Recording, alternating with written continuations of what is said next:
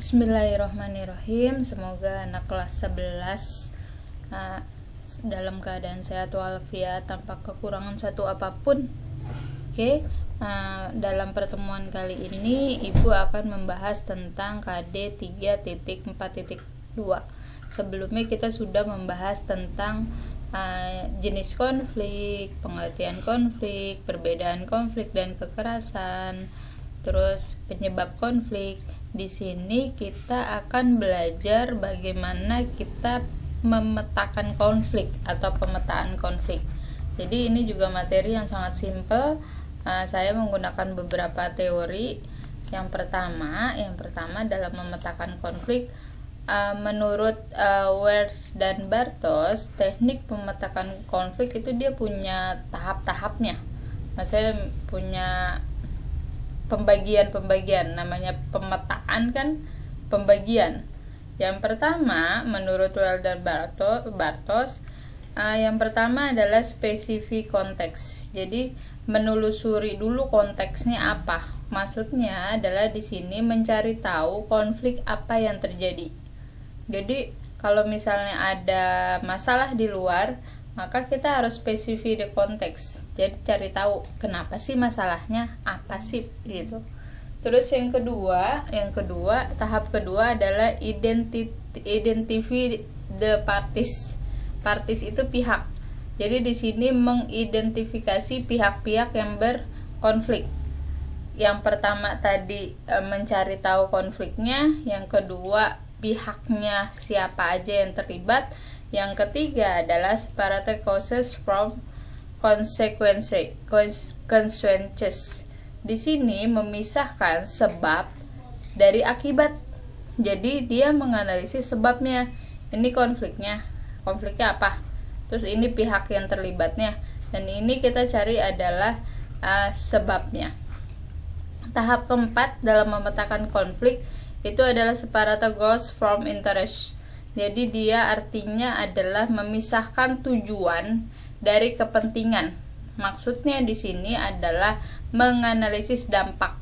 Yang tahap 3 tadi sebab, tahap 4 adalah menganalisis dampak dari terjadinya konflik. Terus tahap kelima adalah understand the dynamic. Maksudnya di sini adalah memahami dinamika. Memahami dinamika adalah menduga apa yang terjadi setelah konflik. Setelah ada konflik A misalnya, konflik terjadi antar tetangga. Kita bisa understand the dynamic setelah ini apa yang terjadi. Antar tetangga itu jadinya tidak bersua lagi atau tidak bercengkrama lagi atau tidak saling bertegur sapa lagi. Itu baru menduga, atau mungkin dugaannya adalah mungkin setelah terjadi konflik antar tetangga itu bisa jadi lebih baik hubungannya. Terus yang keenam, tahap 6 adalah shoot the positive function. Maksudnya adalah mencari hal-hal yang positif dari konflik tersebut. Dalam sebuah konflik itu tidak semua terjadi hal negatif. Pasti ada sesuatu hal yang positif. Contoh misalnya, setelah antar tetangga itu berantem, kita jadi tahu karakteristik tetangga kita. Atau misalnya kalau setelah jadi konflik malah jadi lebih baik, maka terjadi hal-hal yang positif. Tahap ketujuh adalah understand the regulation potensi. Jadi dimaksudkan di sini adalah mencari tahu cara menyelesaikan konflik dan mencegah agar konflik tidak terjadi lagi. Solusinya bagaimana supaya konflik itu selesai, terus supaya konflik itu tidak terjadi lagi. Oke, di sini ada contoh nih, saya ambil artikel di koran tentang ricuh warga Mandala Medan karena konflik sosial bukan agama. Ini kamu baca aja nanti, pokoknya dia di sini tentang konflik. Sudah saya buat pemetaannya dari teorinya Wers dan Bartos. Jadi saya buat seperti ini tabel konflik ricuh warga Mandala. Spesifik di konteksnya ini adalah tawuran antar warga Jalan Raja Wali dan perumahan Perumnas Mandala. Identity the parties, pihak yang berkonflik itu warga Jalan Raja Wali dan warga Perumnas. Terus separated causes from the consequence, yaitu keresahan warga karena ada warung yang buka sampai larut malam di Raja Wali. Jadi karena ada sebabnya adalah karena ada warung yang buka pada saat malam hari, itu menyebabkan keresahan di wilayah yang lain. Terus separated goals from interest-nya, dampaknya adalah dari artikel ini, dampaknya meresahkan warga yang berkonflik sampai ada isu agama karena perlemparan batu yang sampai ke masjid. Jadi saat terjadi tawuran ada pelemparan batu, jadi ada warga saingannya yang masuk ke masjid, itu akhirnya ada yang melempar masjid. Dari situ menyebabkan ada isu agama, padahal sebab yang terjadi karena ada warung yang buka sampai tengah malam mengganggu wilayah yang lain. Terus understand the dynamic, setelah terjadi konflik, warga Jalan Raja Wali dan warga Perumnas Mandala tidak akan harmonis. Terus search the positive function. Hal positifnya adalah warga tidak semena-mena dalam membuka warung dan tidak berspekulasi macam-macam. Maksudnya, jadi karena ada warung yang buka larut malam, terus kemudian menyebabkan suatu konflik, nanti setelah itu kalau orang mau buka warung harus tahu jamnya, harus tahu waktunya. Terus yang terakhir adalah understand the regulatory potential. Penyelesaiannya itu dengan pihak ketiga, karena ini tawuran, maka lembaga yang berhak menangani adalah polisi, agar semua dua pihak itu terjadi keadilan. Jadi polisi adalah pihak ketiga yang memediasi antara warga Raja Wali dan Perumnas Mandala. Oke.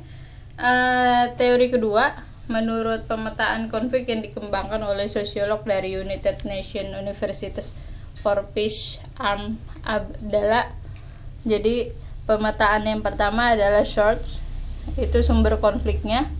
Terus isunya apa? Terus parties, itu pihak, attitudes, feeling, sikapnya bagaimana. Terus behavior, itu adalah perilaku, tindakan yang dilakukan. Terus kemudian intervention adalah campur tangan dari pihak lain, dan yang terakhir adalah outcome. Jadi ini pemetaan menurut sosiolog dari universitas ini. Contohnya di sini. Ini Ibu punya gambar nih di belakang nih. Sebenarnya sama-sama tawuran. Cuma di sini tawurannya adalah tawuran antar siswa. Jadi ini adalah kasusnya tawuran antar siswa. Search-nya, konfliknya apa, itu adalah tawuran antar siswa. Isunya apa, masalahnya apa atau sebabnya apa. Tawuran dikarenakan saling ejek di antara siswa dan menyebabkan kehilangan nyawa. Jadi ada korban di sini. Terus partisnya, pihaknya adalah siswa SMA. Attitude-nya, feeling-nya, ada sikapnya memperhatikan dan memperingati siswa yang mengikuti tawuran. Ini lebih ke arah attitude pihak ketiga dalam menghadapi orang-orang yang berkonflik. Terus behaviornya yang harus kita lakukan adalah melaporkan kejadian tersebut kepada pihak yang berwajib. Intervention, pihak-pihak apa aja yang terlibat adalah polisi, warga masyarakat, stakeholder pendidikan. Jadi kita udah manggil polisi, warga nanti memisahkan, kemudian orang-orang dari stakeholder pendidikan, maksudnya ini mereka nih siswa-siswa yang berkonflik harus ditegakkan. Outcome-nya, jadi dampaknya di sini terjadi kekerasan dan banyak luka. Terus kemudian ditangkap polisi, terus diproses dari sekolah. Ini untuk mereka yang tawuran nih, diberikan sanksi, skor, dimarahin orang tua, dan dikucilkan oleh masyarakat. Oke, jadi semua dua teori menurut Wern dan Bartos. Yang kedua adalah menurut sosiolog dari United Nations, itu si Abdallah. Untuk pertemuan kali ini, tugas kamu adalah kamu ambil satu kasus artikel yang memuat konflik sosial. Satu aja. Satu kamu ambil, kamu bisa contohnya misalnya di sini artikel, atau misalnya di sini gambar kayak gini. Satu, terus setelah itu buatlah pemetaan konflik dari dua versi di atas yang sudah dijelaskan. Jadi kamu bikin seperti ini, analisis pemetaan konfliknya, sama bikin seperti ini. Dari satu kasus, satu artikel, kamu bikin dua analisis. Ini tugasnya sangat gampang, jadi harus selesai di hari yang sama. Hari ini juga segera selesaikan tugasnya dengan baik. Sampai ketemu pertemuan berikutnya. Assalamualaikum warahmatullahi wabarakatuh.